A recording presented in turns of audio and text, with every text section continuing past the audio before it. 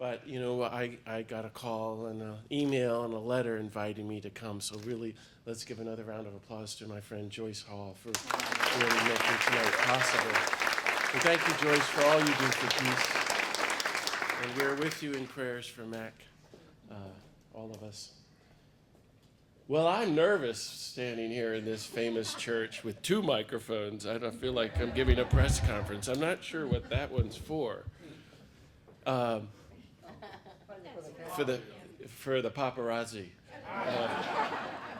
This reminds me of the story of the young priest giving his first sermon, and he's really nervous, and he comes to the microphone, he taps on the microphone and says, "Something's wrong with this microphone," and the congregation goes, "And also with you." Hey, that's my best joke, everybody. It's going to be downhill from there. Yeah, now that's a response. Yeah, I have other bad jokes if you want to hear them. And, speaking of bad jokes, please just call me John. My name is so darn goofy. Father Dear just doesn't work, Joyce, I've been coming to Texas for decades now, and I think I met you even in the 80s. I led a Pax Christi retreat. I can't remember it all because I travel so much, but last time I was here was with the Dallas Peace Center, so it's nice to see friends from the Dallas Peace Center. And if I don't say anything, all I want to say is thank you, thank you, thank you, thank you for all you do for peace and justice. And for the God of peace and justice and the suffering people of Texas and our poor world. And seriously, and keep at it. Keep working for peace and justice. I'm just back from a month in South Africa. This was like the trip of a lifetime. Maybe you were involved, as I was in the 80s, in solidarity to work to end apartheid.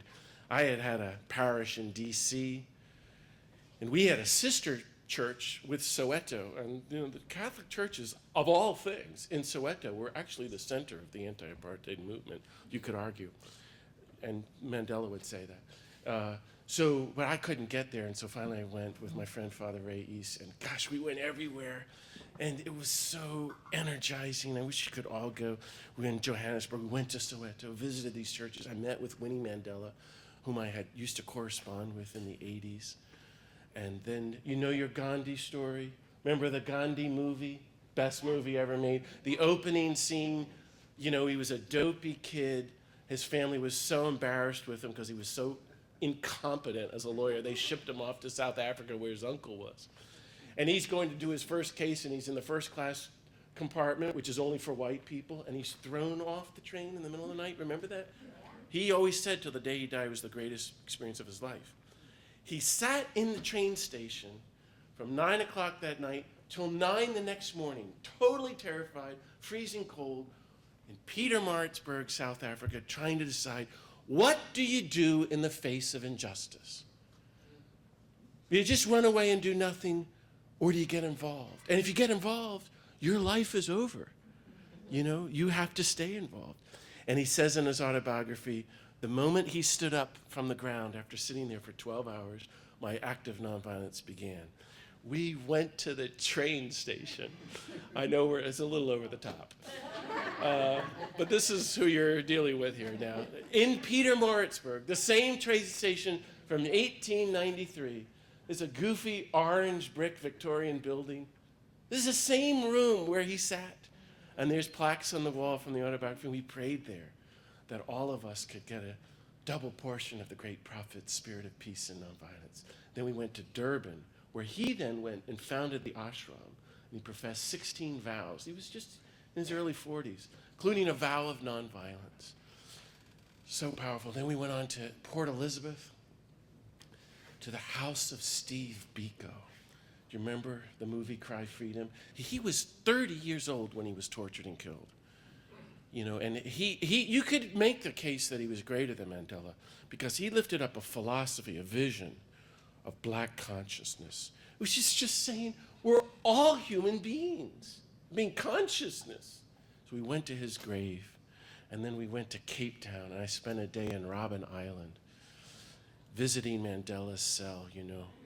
How did he suffer through that and come out forgiving, reconciling, And that's when, after my last day, I spent the day with Archbishop Desmond Tutu, my friend and teacher, since you mentioned him, Lynn.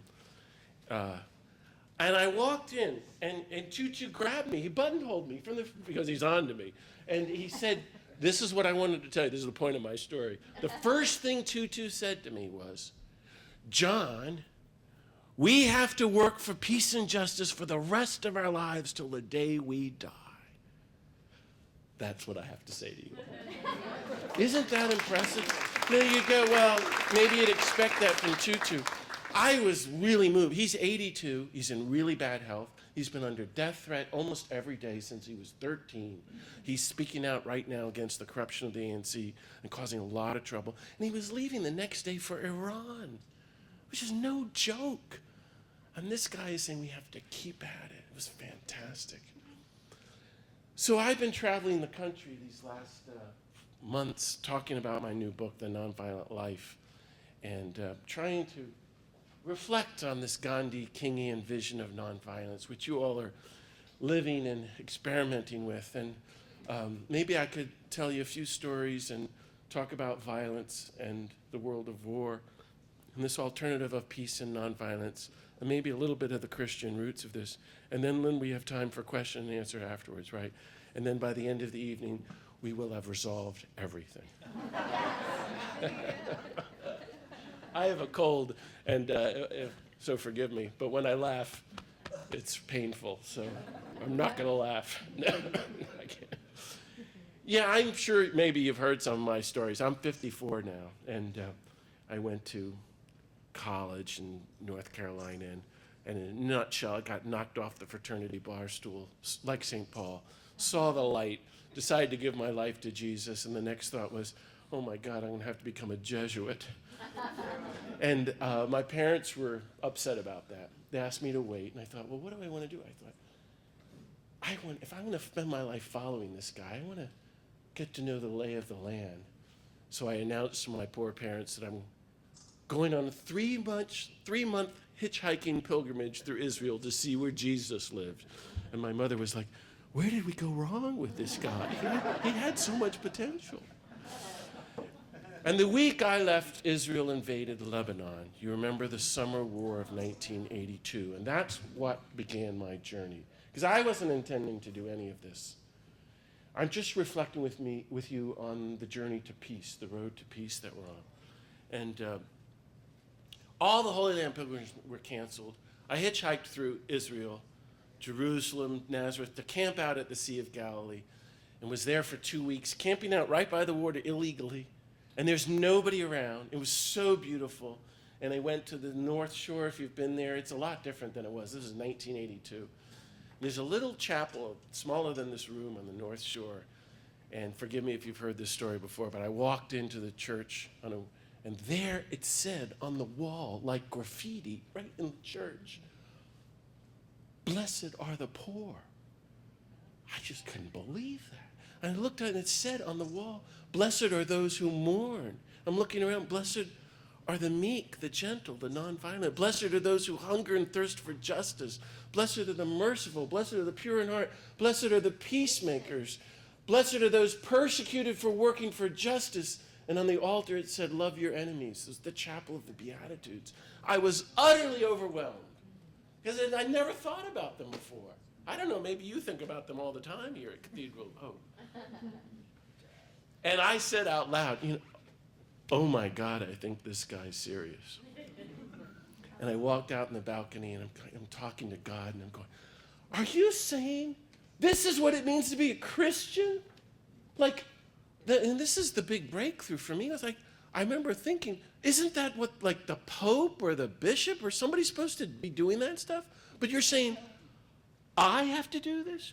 We have to live the Beatitudes? That's what he wants? That's the whole point of church?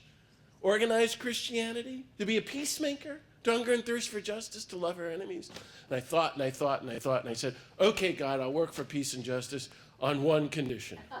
If you give me a sign. Which was perfect, because I found a loophole, And then there were all these loud explosions, and 3 big black Israeli jets fell from the sky, breaking off the sound barrier. boom, boom, boom, and they swooped down over the Sea of Galilee and dropped a whole bunch of bombs killing people in Lebanon. Oh, wow. And it changed my life. I invite you to think about it. And I've talked about this my whole life. And it's why I'm here tonight. Because for a split second, I suppose I opened my eyes in case God showed up. And what did I see? The reality of the world, which is mass murder. Sisters and brothers killing sisters and brothers all over the planet in the name of God, even in the name of Jesus, even at the place where he said, love your enemies. Blessed are the peacemakers. It had been going on the whole time I was there, and I was completely oblivious to it. Every hour, and sonic booms were happening. I only realized later. And so I hit the ground running, joined every peace and justice group I could, from Pax Christi to FOR and so forth. And then I went and sat at the feet of my friends and teachers, Daniel and Philip Berrigan. Some of you remember the Berrigans from the 60s. And I was just with Dan on Sunday, Joyce. He's 93, very, very frail. But he's just a living Buddha. Well, if you're with the Berrigans, it's like 24 hours before you have to go get arrested at the Pentagon. It's like a requirement. You know, Phil is smoking a cigarette going, go get arrested and report back to me, kid. So I went and got arrested at the Pentagon, and it's been like downhill ever since. And I've been arrested at pretty much every major military base in the country now. I've been arrested about 80 times, and I'm an ex-con, and I can never vote again. Highly monitored by the government. You know, they consider me as high up a terrorist as you can get because of my felony convictions. And I have a serious problem with recidivism. Thank you very much. I'm trying to make you laugh. I know I was being silly, but trying to engage the law which legalizes mass murder in our names. You know, not everybody's got to do civil disobedience or hammer on a nuclear weapon, but we got to do something, and some people can, you know, and it seemed like I should. I know Jim was telling me just back from El Salvador, I went and lived there in 1985 under the direction of the 6 Jesuits at the university. It was life-changing. Could talk about them all night, and I've given many talks about them. Maybe because you're here, I'll just say the thing, because she's just back from visiting the graves of the Jesuits in El Salvador. We were young Jesuits, 5 of us, and we walked into the office of the university president. The United States is bombing San Salvador. I didn't know that, and I was really involved in the movement. This is in 1985. And meeting Ellacuría was a scary event. He's the famous Jesuit president, Ignacio Ellacuría, and a liberation theologian. And here we're 5 goofy white young seminarians, you know.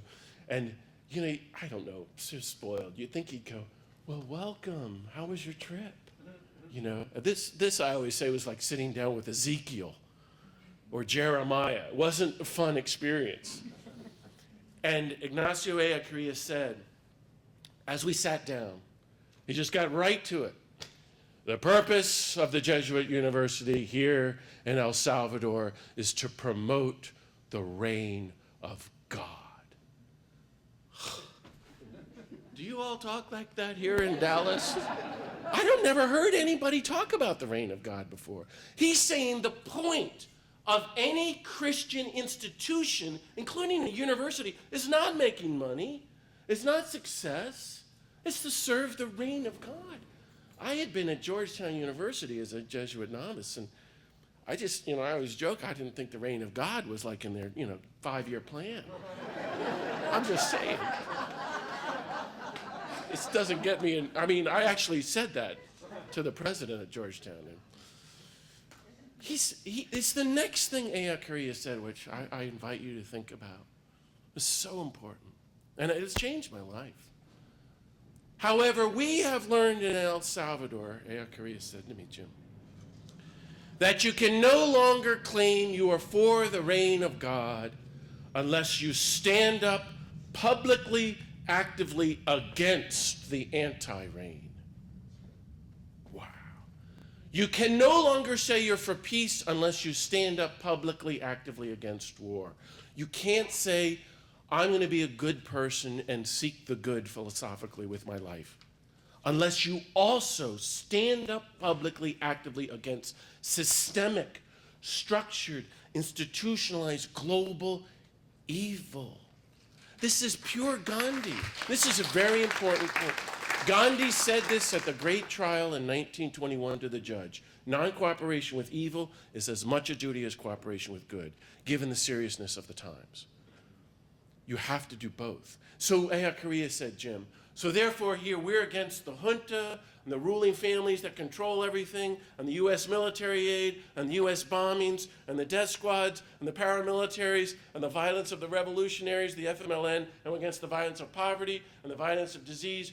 We are against violence on all sides, and everyone hates us, and everyone wants to kill us, and that's what it means to be a Christian. Are there any questions? Gosh. They were getting 10 to 15 death threats a week for the 7 years before I met them. They had a dinner party for us, and their house was covered with bullet holes, and they had been bombed 21 times. And they sent me out to a refugee camp. And when the death squads came in, the theory was, we'll send out the young white gringo seminarian. Maybe they'll kill him if we're lucky. Or, at least they won't kill us because I'm there, the white person. This was how I began to be trained in nonviolence. Because here are these guys with machine guns, and what do? I found that the best way to be nonviolent was to play a really dumb American, which was pretty easy. I'd be like, hi, how are you? Can I get you some coffee? You need anything? He's got machine guns aimed at me. So scary. And all the people I was with had lost all their families. And they're all passionate for justice, on fire with the prison presence of Romero, with a faith and a hope I never experienced since then. As you know, Aya Korea and the 6 Jesuits were killed in 1989. At 1 a.m, they were brutally killed by soldiers trained here in Georgia, Fort Benning. That's why I walked onto the Military Air Force Base with Phil Berrigan in 1993, right through thousands of soldiers, Goldsboro, North Carolina, right up to one of the F-15E nuclear-capable fighter bombers, and we took out a hammer and we each hammered once on the side of the plane. Seemed like a perfectly reasonable thing to do. As I said to the judge later, Your Honor, I'm just doing what it says here in the Bible. The Holy Prophet says someday these people are going to come along and beat their swords into plowshares. Is there a problem? And I'm just trying to follow that famous commandment of Jesus from the Sermon on the Mount when he said, love your enemies, don't nuke them. That's the actual translation from the original Greek. That didn't go over well with the judge either. I'm trying to make you laugh on a Saturday night, and even though this is so serious, it was really incredible. And I faced 20 years in prison for that act and did 9 months in a tiny cell like that. It was just horrific and the greatest experience of my life. Later, as the director of the Fellowship of Reconciliation, I invited all the living Nobel Peace Prize winners on an all-expense-paid trip to Iraq. Okay, it's a little over the top, but you do what you can for peace. And we eventually got several to go, and we were the highest level delegation into Iraq for 10 years. Could talk about that all night, too. We met 10,000 people. We almost spent the evening with Saddam. We did spend the evening with Tariq Aziz. I think all of them are dead now. And I'll just tell you one story. It's still life-changing for me. We were brought to the high school for girls in downtown Baghdad, and they had prepared for months for our delegation. And here's 500 high school girls standing in silence, waiting for us as we pull up. This was impressive. And here we are with these prestigious laureates. And they're the 500 girls, and they break into song singing in Arabic Dr. King's civil rights anthem, "We Shall Overcome." Deep in my heart, I do believe we shall live in peace. They went on and on. We were like overwhelmed by that. And as they finished, all as one, all 500 burst into tears sobbing. And then they charged us and was surrounded by 100 girls, and one of them cried out, "Why are you trying to kill us? What have we done to you?" She said like that. "We want to be friends with the kids in America." It was heartbreaking. I remember one of them said, I mean, if you remember, it was 1990. We like Britney Spears too. It was so touching. And they were destroyed people. Most of them killed by now. Last year I went to Afghanistan, and just getting there was incredibly life-changing. And you just see from the plane, it looks like the Himalayas as far as you could see for hours. We flew down into Kabul through the clouds. Most war-torn place on the planet, 2 million people killed in the last 40 years. Did you know that? 10 years with the Russians, 10 years with the warlords, 10 years with the Taliban, our friends, 13 years with the United States, our longest war now. And you could see it everywhere. The most polluted place in the world, worst place to be a woman, along with Congo, worst place to be a child, destroyed, terrorized, beautiful place. And there in Kabul, talk about hope, the most incredible peace group I've ever met in my life. I was with Mairead Maguire, the Nobel laureate, and Shane Claiborne, a friend who's an evangelical writer. Maybe you know him. And they all agreed. 25 teenage kids who formed the Afghan Peace Volunteers, and they invited us. And they are reading Martin Luther King in Farsi and memorizing his speeches. They're saying, we want to be Gandhi. We want to be Muslim practitioners of nonviolence. Teach us how to be nonviolent. And they're marching every week in Kabul. And they've all lost a direct relative from our drones. Think of them. I never felt so much hope in such a despairing place. I live now in New Mexico, as you may know, because I had been the coordinator of chaplains for the Red Cross at the Family Assistance Center after September 11th. But I was also organizing demonstrations in Times Square against the bombing of Afghanistan. This seemed like a reasonable thing to do. Love your neighbor, love your enemies. Well, the church officials had so many complaints, I got kicked out of New York. So I moved to New Mexico, which I hope all know about. I'm sure you go there. It's so beautiful. But it's the poorest state in the country. It's #1 in military spending. We got 3,000 nuclear weapons at the Albuquerque airport. It's #1 in drunk driving, domestic violence, suicide, alcoholism, child hunger, worst education system.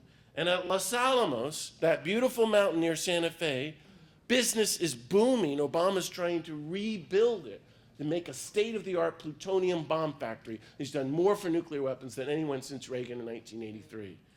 If you do the math and study the budget. It's incredible. So we have our Pax Christi group. What do? We took up the book of Jonah. I know some of you came, and we're really over the top. I totally agree. But you remember Jonah. He's so wacky.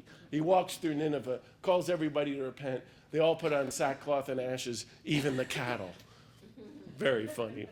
So we formed in our churches the Sackcloth and Ashes Subcommittee.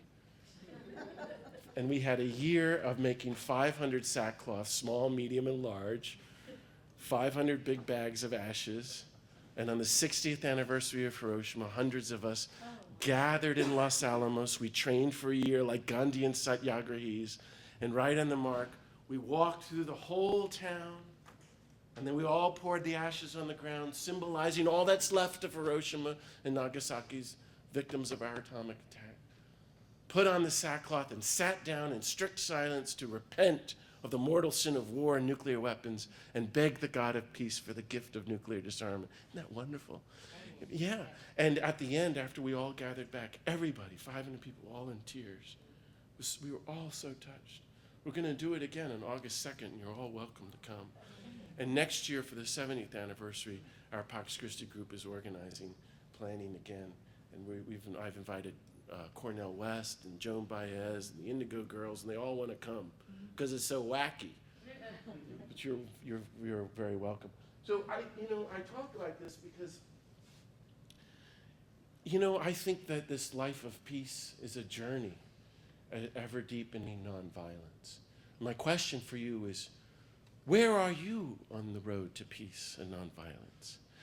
What happened to you as being a victim of the culture of violence and war? Because we're all wounded from violence, from our parents, our siblings, school, to World War II, to Vietnam, to racism and sexism, and all the violence up till today. And when did you begin to turn and begin to practice nonviolence and peace? And how can, from this night forward, to the day we die, as Tutu says, we go deeper into gospel nonviolence and really be peacemakers, really practice peace. I think that's a really important, powerful question. My friend who just died, Jonathan Shell, the writer, he said, we now live in a world of, how do you describe the world? Total violence, Jonathan said. Permanent war.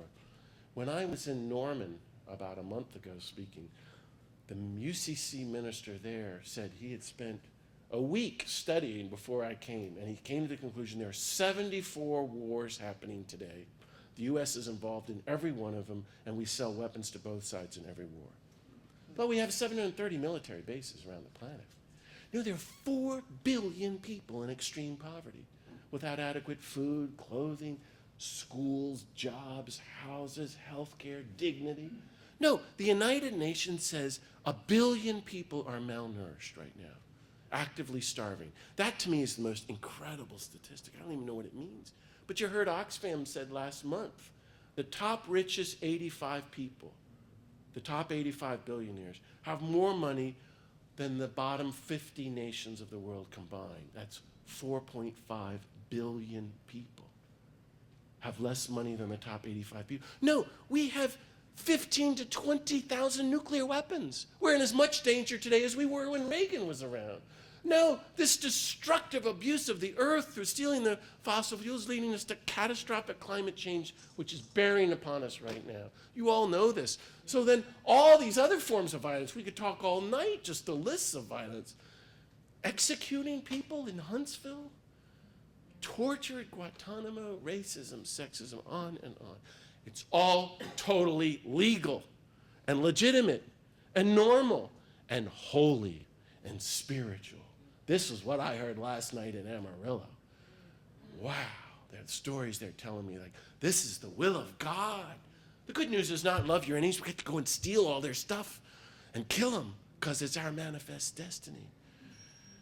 But what Martin Luther King and Mahatma Gandhi and Dorothy Day are saying is that violence doesn't work. War doesn't work. It's leading us to the brink of destruction. Violence in response to violence always leads to further violence. It's a never-ending downward spiral.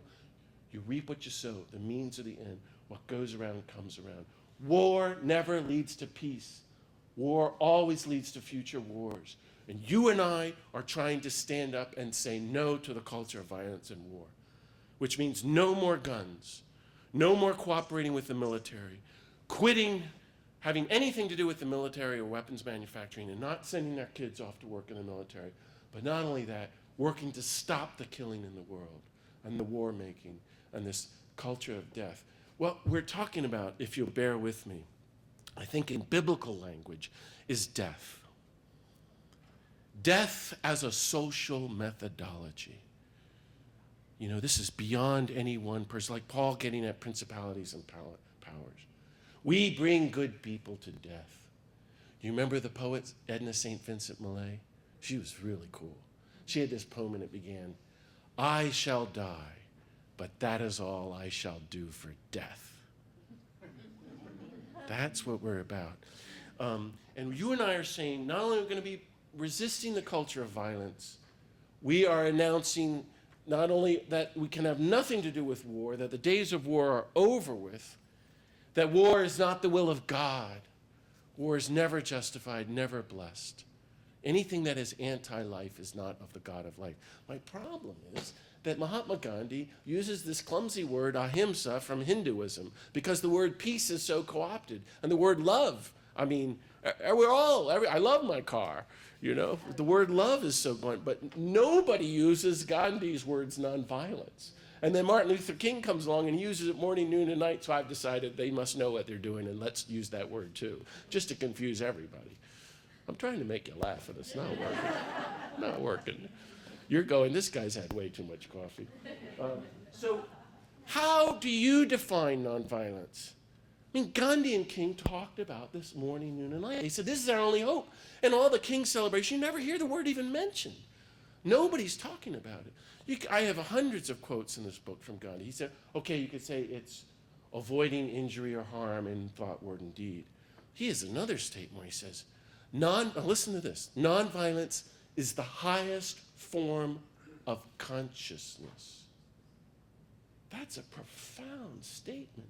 The most enlightened, awakened people through history are people of perfect nonviolence. Here's how I define it. It's a vision of the heart that looks out upon the whole human race, if you're with me. You see all 7.2 billion people as your very sister and brother. This is the spiritual truth of reality, and at the heart of everything Gandhi and King said, that we're all one. We're already reconciled, already at peace, already united. And this is the whole point of the spiritual life of church. The deeper you go into the truth of reality, I'm getting all worked up. The more you realize we're one with all creatures and all creation. It's so beautiful. And you can never hurt anybody again. It's your sister or brother. Or be silent. If there's dozens of wars, tens of thousands of nuclear weapons, 1 billion people starving, catastrophic climate change, executing people in Huntsville, and on and on and on. There's nothing passive about the life of nonviolence. This is active love.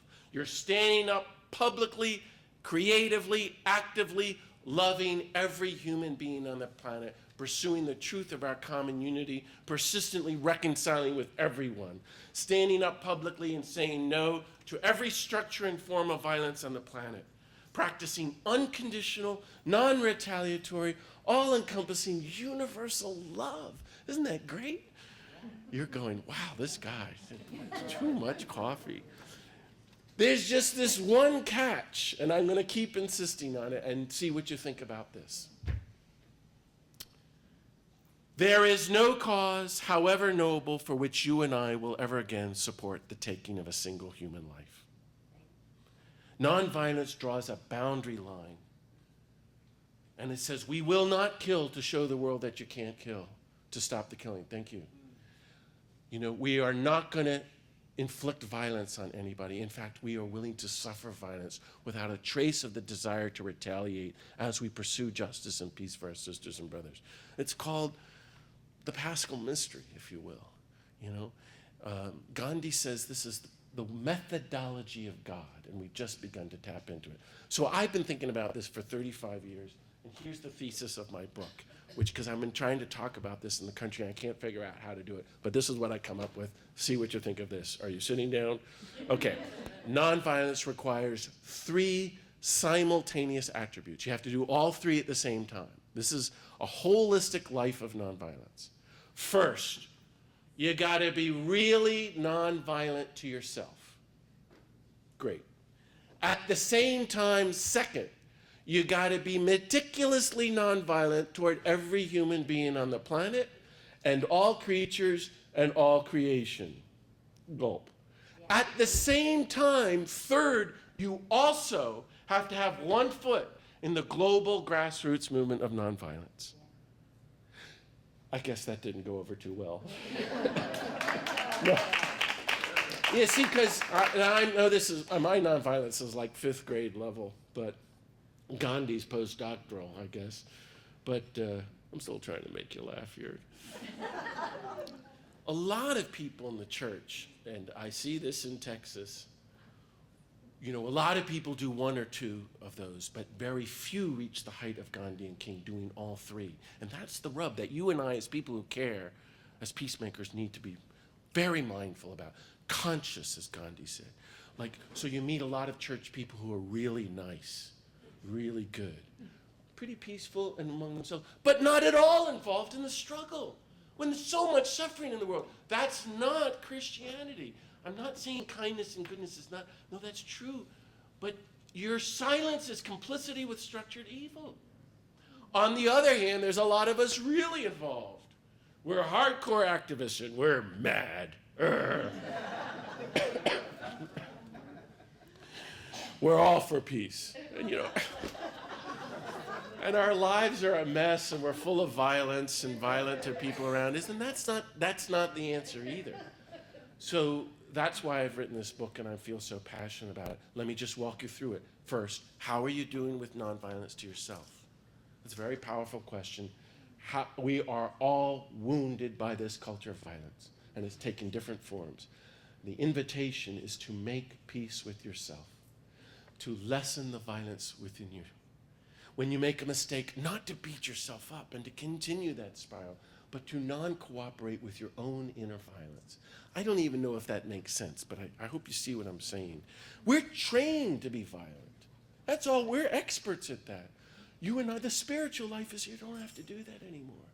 To cultivate peace, to create space within you for the God of peace to live in you. This is nice, and to walk around really more and more centered and mindful and peaceful. Well, then you have to do what Gandhi said, and all the saints, and Thomas Merton especially, taking quiet time in meditation every day with your God, with the nonviolent Jesus. But I'm talking about being socially and aware of the social, economic, and political implications of your contemplative nonviolence, if you will. That it's all connected in this holistic vision. And the point is you sit with God is you're living in relationship or with Jesus, and you let it all go. All your hurts, your bitterness, your anger, your resentment, the roots of war within you, give it to God. Forgive everyone who ever hurt you. And let God, let the risen Jesus give you his resurrection gift of peace. This is a good thing. This is a new kind of mysticism that's a threat to the Pentagon, because we're unleashing the contemplative springs of peace and nonviolence within us. This is good. At the same time, secondly, to really reflect on how we are with every human being on the planet and all creatures in creation. How you doing with that? I mean, we're all for peace, but I always joke, deep down there's someone we'd love to get back at with a little revenge. Isn't that weird? Because the person who pushes all your buttons becomes your teacher of nonviolence. Because we all think, excuse me, I'm such a great peacemaker. And that person is exposing your violence. So, how do we practice nonviolence for the people who push our buttons? And how are you working with that? Nonviolence requires such creativity. There's a whole methodology of it. It's really beautiful. And, we're on a journey. We're never going to become perfectly nonviolent. We're all addicted to violence. So this is becoming the sober practice. And we can practice, experiment in the small interchanges with people who are difficult with us, or preparing not to live in fear. And how are you going to respond nonviolently to someone who might scare you? And who are you hurting? And how can we stop hurting people, Really. And what about our relationship with all the creatures and this beautiful creation? How can we make the connections with nonviolence and creation? Blessed are the meek. Merton says that's the biblical word for nonviolence. But then Jesus says, they shall inherit the earth. Jesus makes the connection there with nonviolence and creation. But at the third point, we all have to be part of the global grassroots movement. This is what you're doing, and this is so exciting, because 2/3 of the human race are personally involved right now in grassroots movements for justice and peace. And this is the only way change happens, bottom-up movement organizing. And Jesus was a movement organizer, and that's what we're going to do. If Dr. King was here, he said it every day of his life, we are not powerless. We have a power.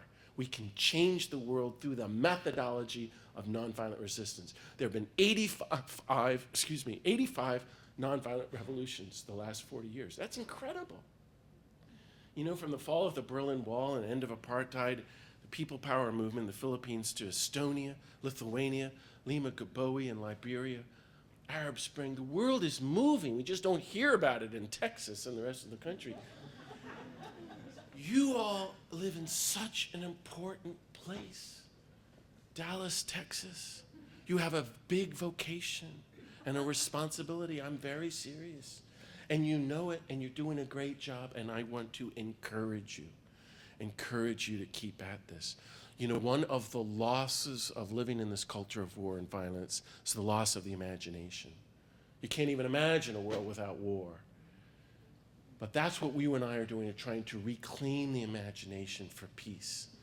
My heroes are the abolitionists. I've been studying them a lot the last 10 years and making pilgrimages to them. I just was in Auburn, New York a few weeks ago and sat at the grave of Harriet Tubman.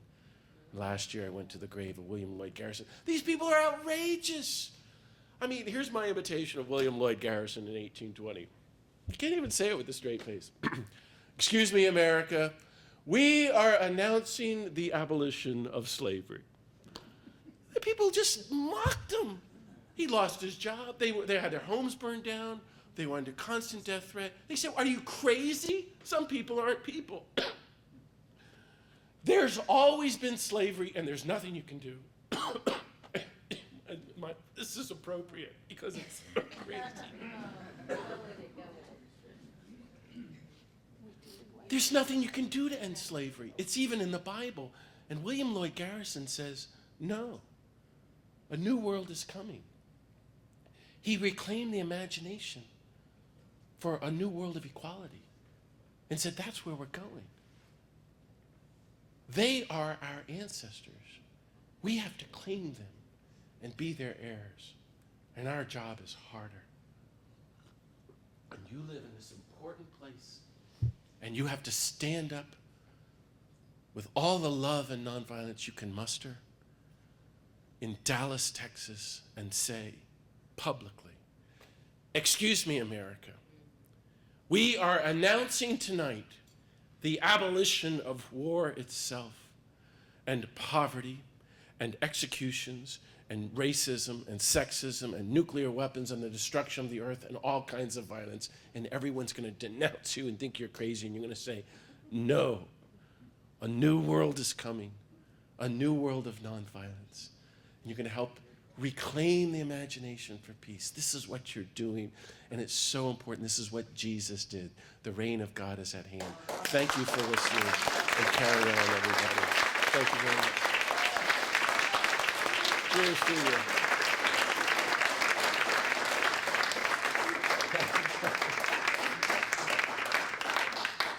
I apologize for my cold, but thank you very much. You've been very nonviolent.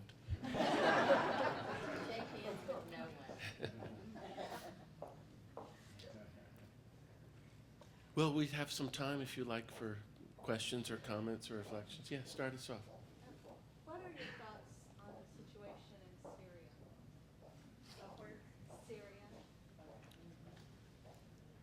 in Syria? My thoughts were, what are my thoughts about the situation in Syria? It's all to be expected. I mean, you can get very grim and think that the world powers led by the United States are just simply trying to destroy the nations of the world, especially in the Middle East, Afghanistan, Iraq, Iran. We'd love to have war with Iran. Palestinians, Lebanon, Egypt, Syria. It all makes sense to me. And we've supported all the worst violators of human rights around the world. It's amazing to me that there hasn't been explosions and more killings sooner. People around the world have their backs against the wall. Why there haven't been more September 11th is beyond me. So how could there not be this kind of horrific stuff with this leader doing the genocide, and we're involved everywhere, and all sides with all the killing? The only hope is through nonviolent resistance, but that is it's never an overnight thing. This should never have been allowed to happen, but it's all connected to Israel, and it's all about Iraq, and it's all about what we're doing in Afghanistan right now, not to mention Yemen and Pakistan and Libya. I mean, we're involved in all these wars. So you can't, to my mind, we can't just pick and choose. Everything has to change to cut our military budget, dismantle our nuclear weapons, pull back from all these countries, and then fund with the trillions of dollars. All this is totally doable. Not just feeding everybody on the planet and getting at the roots of war, which is always poverty, which leads to all this violence, suffering, and disease. Then you educate every person on the planet in the methodology of nonviolent conflict resolution. And you fund the nations to train and figure out how to do this. Where it's been tried, it works. But then we get too late, and we're just leading to destruction around the planet. There's a lot of good peacemakers over there. Friends of mine have gone into Syria. I haven't been able to go, but so all I can do is, I live in New Mexico. I go to Los Alamos And I feel the connections with Afghanistan and Syria and Congo. It's all one. We're the ultimate terrorists on the planet, if you look at it that way. But this vision of nonviolence means everybody's got to change. In Iraq, there's an incredible grassroots movement of Muslim nonviolence. People trying to do what we're talking about tonight. But you don't know about that. And in Afghanistan, I told you about these young people who were incredible and having an impact. That's happening everywhere, including Syria. A lot of great young Gandhi figures have been killed in Syria. We can support them best by doing our part to disarm our nation, especially starting in Texas. Yeah. Are you familiar with Jimmy Carter's latest book, A Call to Action? It looked fantastic. I haven't read it yet. It is fantastic. Yeah. I'm just trying to get him to come out against nuclear weapons because he's a nuclear scientist, you know. But that's very hopeful what he's done, making the connections and denouncing the oppression of women around the world and saying how that has to end for the future of the planet. Yes? I'm kind of curious if you'd spend a second talking about your relationship with the Roman Catholic Church. Was there another question out there? Repeat the question. I don't think I want to repeat the question. The gentleman in the back said, "Will you talk about your connection with the Roman Catholic Church?" No, I'm just laughing. So I'm Roman Catholic, and for me that means trying to follow the nonviolent Jesus on the path of peace. That has gotten me in a lot of trouble for saying it like that. You'd think, no, you follow the Pope. No, I'm a follower of Jesus, and my tradition is the Catholic Church. So I recently left the Jesuits, and I'm going to join a diocese in California. It's looking like. It's not official yet, and I've been a Catholic priest for a long time. But it's just so incredible to be in so much trouble for working for peace. It still boggles my mind. And, I have been kicked out of so many places around the country, and what happened to me in New Mexico was that my Pax Christi friends and I were having these very peaceful vigils at Los Alamos. We didn't even do civil disobedience.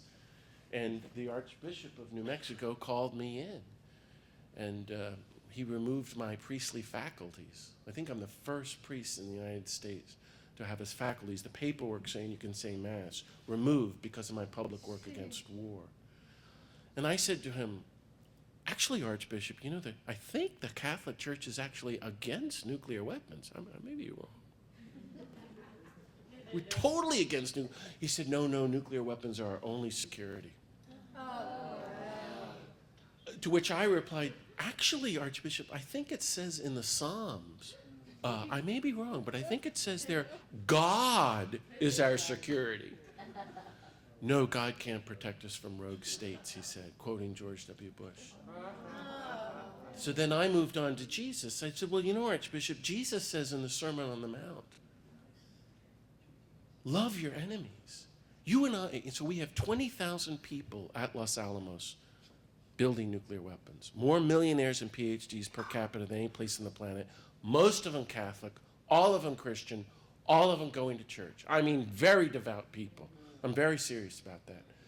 And totally compartmentalizing their lives. You could build nuclear weapons, go to Mass on Sunday, go to a nice church, and then build nuclear weapons on Monday. This is the same issue with the people at Auschwitz, the guards, who were very devout Catholics and Christians. The churches were packed, and on Monday morning they went back throwing people into the gas chambers. Well, how did we get like that? I said, Archbishop, you and I have to help our people to love their enemies and to stop this preparation to vaporize them. He said, no, you don't have to do what Jesus says anymore. It was very serious. It's really, yeah. And a lot of people say that. I think they say that here in Texas too, but in New Mexico, people come right out and say things. Maybe it's the desert life or something. No, seriously, there's something that you just, because he's getting his money from Los Alamos. The church has been bought off years ago. So I got lots of letters and got a lot of trouble. The Jesuits got lots of letters from bishops all over the country trying to stop me from speaking about peace and nonviolence. And So I was ordered to move to Baltimore, and they basically put me under house arrest, which is what we used to do. I mean, the Jesuits used to have their own prisons in the 1500s. That's what you did with a troublemaking church person, or you secretly handed them over to the death squads. So and it was really affecting me, so I left the Jesuits after much suffering and grief, and I'm hoping to stay a priest and to carry on this work. Why? For me, it's all about Jesus. So many people, I think, we're all stuck as Catholics in the hierarchy, the bishops and the Pope. And the more you involved in the institutional administration of the church, the more you realize how bad it is. But Jesus is greater than ever as a radical revolutionary of nonviolence. Gandhi said Jesus is the most active person on nonviolence in the history of the world. And the only people on the whole planet who don't know that Jesus is nonviolent are Christians. And so I'm going around the world trying to reclaim the nonviolence of Jesus. And I urge you, Jim, and everybody here, to make that a hallmark of hope. This is our hope, is that if Gandhi's right, it changes everything, our theology, our spirituality, what it means to be church. So in the Catholic Church, I just wrote the Pope a long letter saying, it's way beyond the ordination of women, of course. It's getting rid of the just war theory and reclaiming the Sermon on the Mount as the hallmark of a Christian faith, that we have to be people who live the Beatitudes and love our enemies. What do you think of that? Yeah. So that's a long-winded answer. So I'm still very much a Catholic, and I'm trying to follow Jesus and keep me in your prayers. And I figure, that means you're going to get in a lot of trouble. Dorothy Day of the Catholic Workers said, the measure of your discipleship to Jesus is how much trouble you're in. Yes. Thank you for being here. And as I look around the room, I see a lot of people that have put some years in their life. And I'm wonderful to see the younger people here too. None of us were born violent. It's all been taught and learned. You said that earlier. How do we get to the point where we are teaching our children, beginning in kindergarten, how to live nonviolent lives? Thank you. Well, that's the question. It's so hard for us to imagine the trillions of dollars just in our own country's history that has gone in to train people to kill, to be violent. And now it's in the media and our entertainment. Everything is violence. We're just seeped in it. And then we're hurt as children by parents and so forth. So all of that has to be reversed. Gandhi thought that all through. He said that there's going to be stages through history if we get with the vision of nonviolence, where we're going to disarm, we're going to feed one another and heal one another, but we will eventually put our billions and trillions to educate every human being on the planet in the methodology of nonviolent living and nonviolent conflict resolution. So, everybody in Dallas has to do that, and people in the movement have to do that. And, for us as people who care and all the issues you're struggling with, we've got to be real models of this. This is what I'm trying to say in the book, because if you're going to go to Huntsville or speak out for gays and lesbians or against the bombing of Afghanistan or for immigrants, it doesn't matter, sort of. You're going to get people mad. And now you get to practice nonviolence. Isn't that exciting? So, and when they come at you with the machine gun or they want to hit you, if you're not doing your work, you're going to blow up. But it may often have nothing to do with them. It's just because you didn't deal with what happened to you when you were 5, or, that's this conscious living thing. Well, we have to train one another. I know Pax Christi has done that here, and I hope the Cathedral of Hope has. But in this brochure, the group that I work with, Pace Bene, has a great program called Engage.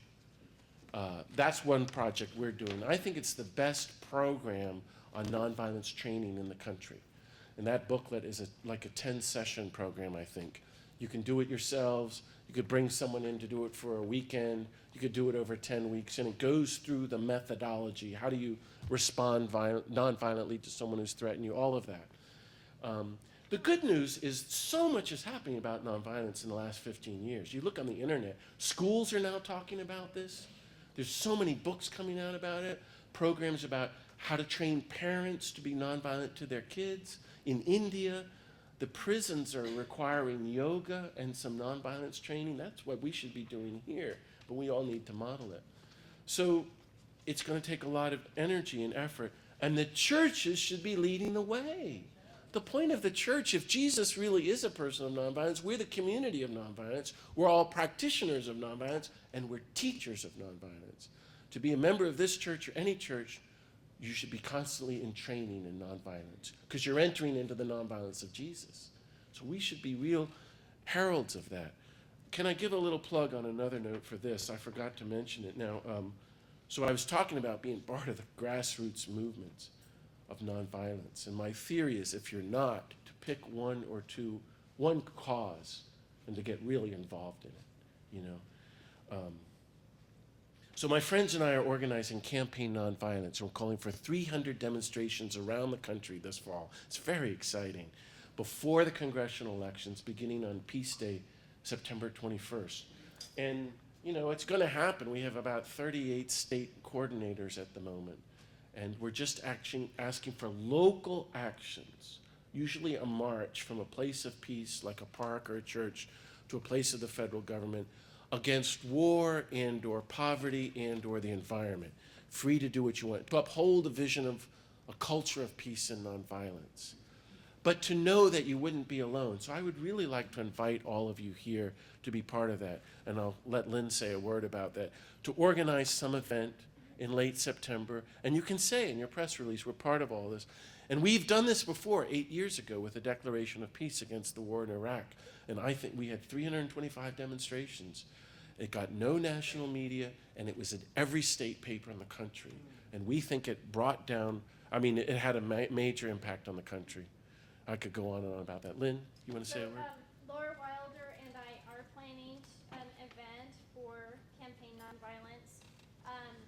And while we're open to suggestions, we were thinking about doing a demonstration against drones in September. And prior to that, we are planning a couple of trainings over this summer in creative nonviolence and nonviolent resistance. And I will post that on Facebook, and I will also send it out on the Hope for Peace and Justice email list. So if you're not on the H4PJ email list, go to h4pj.org and sign up. If you are on Facebook, you can just friend me, and I will make sure that you get notice of that action. Thank you. Good work. Thanks, Lynn. That's great. I hope you'll all be part of this. Have we resolved everything? Do we have time for another question or two? Someone else who hasn't spoken, maybe? Yeah. Speaking of the ordination of women, Yes. I was recently at a meeting of Pikes Christi, Texas, and I asked the coordinator, the national coordinator who was there, what was Pikes Christi's stance on the ordination of women? And the answer was we don't take one. Right. How do we, as courageous peace and justice people, prevent ourselves from being co-opted by the institutions in which we exist? You know, I don't know, and we're all co-opted. You have to be part of about 50 groups. So you're part of Pax Christi, promoting peace and justice within the Catholic Church, but maybe you can be part of Call to Action, which is working on reform within the Catholic Church as well. But then you have to be part of the anti-death penalty group and the pro-immigration group, and you got to be going to Los Alamos. And, you know, it's a journey, and we're all co-opted, and we're going to give ourselves a break, be really nonviolent to ourselves, and do what we can. You know, we're very, very, very privileged, as you all know. And so this is a journey we're on, and we can just do the best we can. Now, nationally, what should the national groups be doing? Church groups and non-church groups, those are really interesting questions that we might all be wishing they were doing different things. My message to Call to Action has always been what Cesar Chavez told me many times. He said, John, you should be talking about boycotts all the time. It's the most powerful nonviolent weapon we have. Cut all money going to the Vatican. You know, and say that But we're not ready. We don't want that. And is that the way? And the leadership has not wanted that. I've always thought if the women just stayed home one Sunday, Oh, yeah. Yeah. there'd be There's- nobody there. There's so those of us who are not Catholic, just hang in there while we're sorting out airing our dirty laundry. It's not pretty. You don't want to know about this. But I encourage you, and that's why I'm saying don't get too bogged down. Jesus, the God of peace, the Holy Spirit, keep your eyes on her and doing what you can, and choose your battles and be nonviolent. This is a long haul we're in, but so many people are waking up on all of these issues. And it's actually a very hopeful, exciting time to be alive. Yes? Could you talk a little bit about your civil disobedience? Like, how many times have you been arrested? I think about 80. 80? And why are you like a habitual? Yeah, it's a problem. Why do you think it's important? What would be your message to this group about civil disobedience? My message to the group is what Oscar Romero said a minute before he was killed. Nobody can do everything, but everybody's got to do something. That's a very powerful teaching, Jim. And that's he's wearing a Romero button. That's why I'm pointing this out to him. That's so helpful. Everybody's got to be involved. Now, that means there's 7.2 billion ways to be involved working for peace and justice. We need everybody. Everybody can make a difference. Everybody is Rosa Parks. You know, everyone can be the person that can be the seed for the change that we want to have happen. We've got to get out of our comfortable lives and stand up publicly and do something. And apparently, everybody's got to be nonviolent as we do this. That's why I'm trying to look at the spiritual contemplative dimensions, your interpersonal, personal lives, and then integrating that with the movement, this holistic vision of nonviolence. But civil disobedience is not a requirement, but some people in the movements need to do that. And if you studied historically, I think you can argue that the change happened in the abolitionists, the suffragists, the labor movement, the civil rights movement, and the anti-Vietnam War movement. And I could go forward up till all the movements that are happening now. The change happens when good people break the bad laws and accept the consequences. If you've been following 350.org, you know, when young people got arrested at the White House 2 years ago, the Sierra Club, for the first time in their lives, announced a policy of civil disobedience. They said the planet's going to hell. The Keystone Pipeline. This is incredible. I never thought I'd live to see the Sierra Club saying, because historically, that's how change happens. Some people have to sit down and say enough is enough. Not everybody. But everybody can do something because we're all part of it together. That's what's so, it's good. And then there's outrageous people like me. But just the main thing is the movement. Can I tell you a story about this since you asked? Howard Zinn, the author of A People's History of the United States, the great, great man. He was my friend through the Barragans. And he was in Santa Fe, and we had lunch shortly before he died. And he said to me, I'll never forget it. I hope you all study him. He goes, you know, I've spent 40 years studying the movements, the abolitionists, the suffragists, those uppity women, the labor movement, the civil rights movement, the anti-Vietnam War movement. I finally realized all of them have one thing in common. If you really study them, from the beginning, the middle, right to the end, all of them were hopeless, hopeless, hopeless. I said, thanks a lot, Howard. You really know how to encourage me.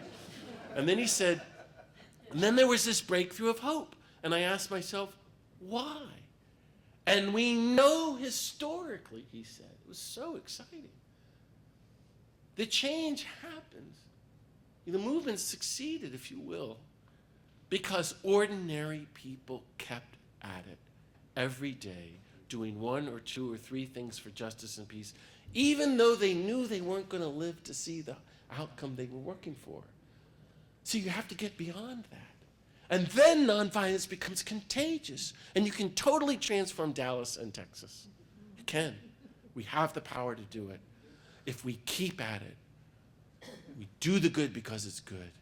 We do the truth because it's truthful. We leave the outcome in God's hands, and we keep going forward, building a movement speaking out on all these issues, practicing really great nonviolence, fulfilling our vocations to be peacemakers, and then God can run with this and do great, great things. I think that's our cue. Hey, listen, thank you, everybody, for all the great things you're doing. I'm really glad to meet you. Carry on. Be well. You're doing great. I look forward to meeting you all. All the best. God bless you all. Thank you.